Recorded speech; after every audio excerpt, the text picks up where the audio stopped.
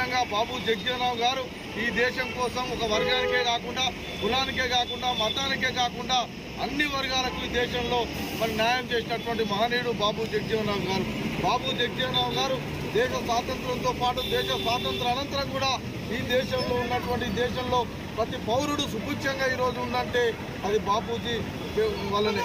బాపూజీ అనే పేరు ఈరోజు బాబు జగజీవనరామ్కి ఏ విధంగా వచ్చిందో మనం ఆలోచన చేయాలి. ఈ దేశంలో ఉన్నటువంటి అన్ని రకాల దేశంలో రక్షణ శాఖ మంత్రిగా ఉన్నప్పుడు ఈ దేశం ఎప్పుడైతే ఈ దేశం గెలుపొందిందో భారతదేశం ప్రప్రదంగా ఆ రోజు బాబు జగజీవనరామ్ గారు యుద్ధ భూమిలో సైనికులకు మనోధైర్యం కల్పించి ప్రత్యక్షంగా ఉన్నటువంటి రోజుల్లోనే ఈ దేశం విజయం సాధించింది. అదేవిధంగా భారతదేశంలో వ్యవసాయ రంగంలో ఆహారం ధాన్యాలు లేకుండా కొంత తీవ్రమైనటువంటి మరి ఎఫ్సిఎల్ గోదాములు లేకుండా ఇబ్బందులు పడుతున్నటువంటి రోజుల్లో రెవల్యూషన్ ద్వారా గ్రీన్ రెవల్యూషన్ ద్వారా వ్యవసాయ రంగానికి చెందినటువంటి సంస్కరణలు తీసుకొచ్చిండు.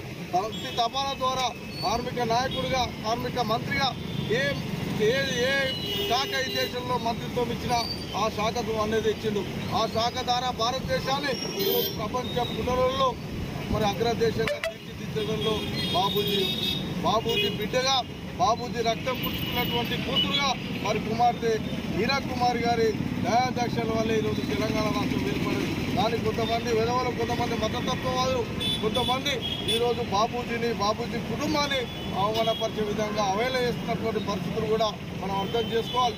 ఈరోజు ఈ దేశానికి భావి భారత ప్రధానిగా ఈరోజు స్వాతంత్ర గాంధీ కుటుంబంగా బాబూజీ ఆశలను నెరవేర్చేటువంటి క్రమంలో బాబాసాహెబ్ అంబేద్కర్ రాజ్యాంగాన్ని ఈరోజు రాహుల్ గాంధీ గారు పార్లమెంట్లో చూపెడతా ఉందంటే భారత ప్రజాస్వామ్యం మనకు ఇబ్బంది లేకుండా బతుకున్నామంటే దానికి కారణం మన రాజ్యాంగాన్ని రాసిన మహనీయులు పెద్దలు. ఉపరాష్ట్రపతిగా జగజీవనరామ్ గారు, ఉప ప్రధానిగా తను భారతదేశానికి ఎన్నో సేవలు అందించారు. భారత రాజ్యాంగాన్ని కూడా ఆ రోజు తన యొక్క ఆలోచన విధానం అంబేద్కర్ గారితో కలిసి తమ భావాలను పంచుకొని ఇంకా 50 ఏళ్లకు 100 ఏళ్లకు బీసీ, ఎస్సీ, ఎస్టీ అణగారిన వర్గాలు ఏ రకంగా ఉండాలి, ఎట్లా పోవాలని ఒక పెద్ద ఆలోచనతోటి ఒక మంచి రాజ్యాంగాన్ని మన ప్రజలకు ఆమోదయోగ్యమైనటువంటి రాజ్యాంగాన్ని రాసి ఈ దేశ ప్రజలకు అందించిన గొప్ప మహనీయులు వీరు. ఈరోజు మొన్న పార్లమెంటులో ఇండియా ఎంపీలందరూ కూడా రాజ్యాంగాన్ని చూపిస్తూ రాహుల్ గాంధీ అటువంటి నాయకుడే రాజ్యాంగాన్ని చూపిస్తూ ఈ రాజ్యాంగం మాకు ఇచ్చిన హక్కు, దీన్ని కాలరాయని వ్యవహరించడం కాదని చెప్పి మతోన్మాద మనువాదుల బీజేపీ శక్తులకు కూడా ఆ రోజు నిండు పార్లమెంట్లో, లోక్సభలో, పార్లమెంట్లో రాజ్యాంగాన్ని చూపించిన పెద్ద పని కూడా వీళ్ళు రాసిన రాజ్యాంగమే అది.